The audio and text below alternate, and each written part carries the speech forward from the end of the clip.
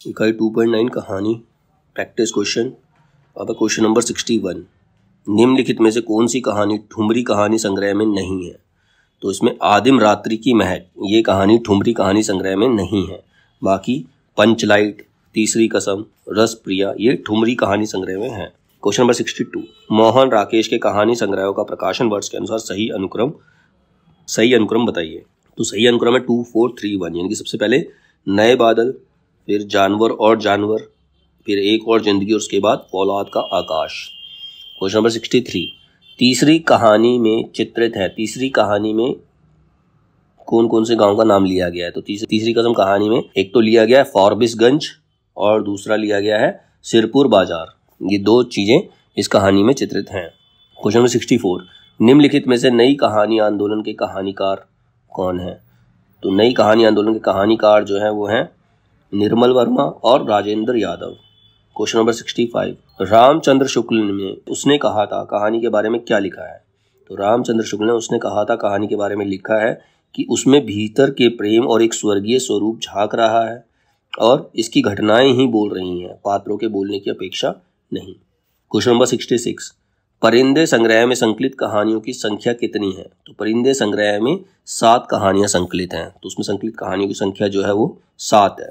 Question number 67। चंपा द्वीप कहानी में आया है। कौन सी कहानी में आया है चंपा द्वीप? चंपा द्वीप आकाशदीप कहानी के अंदर आया। ये कहानी भी पूरी पड़ी हुई है, ठीक है। Question number 68। निम्नलिखित में से कमलेश्वर के कहानी संग्रह कौन से हैं? तो इनमें एक तो राजा निर्बंसिया और दूसरा कस्बे का आदमी, ये कमलेश्वर के कहानी संग्रह हैं। Question number 69। लक्ष्मा किस कहानी की पात्र है? लक्ष्मा जो है कोसी का घटवार कहानी की पात्र है। Question number 70।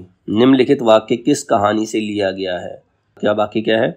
खून का वह आखिरी कतरा जो वतन की हिफाजत में गिरे दुनिया की सबसे अनमोल चीज है। तो ये कहानी पड़ी हुई है। इस कहानी का नाम है दुनिया का सबसे अनमोल रत्न, जो लास्ट में वो लेकर आता है।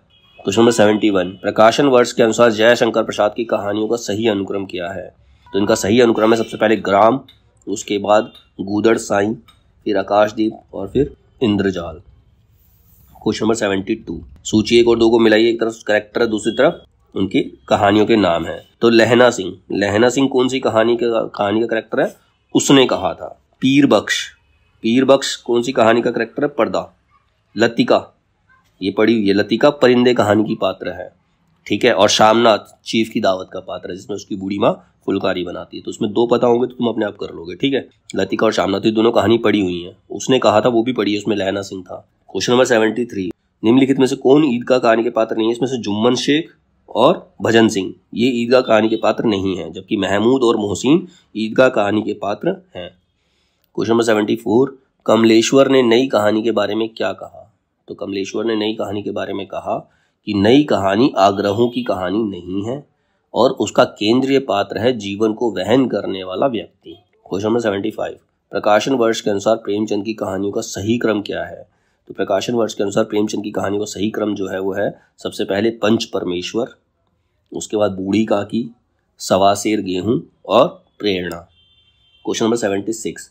परिंदे कहानी के पात्र कौन है? परिंदे कहानी के पात्र, तो परिंदे कहानी के जो पात्र है वो है डॉक्टर मुखर्जी और मिस्टर ह्यूबर्ट।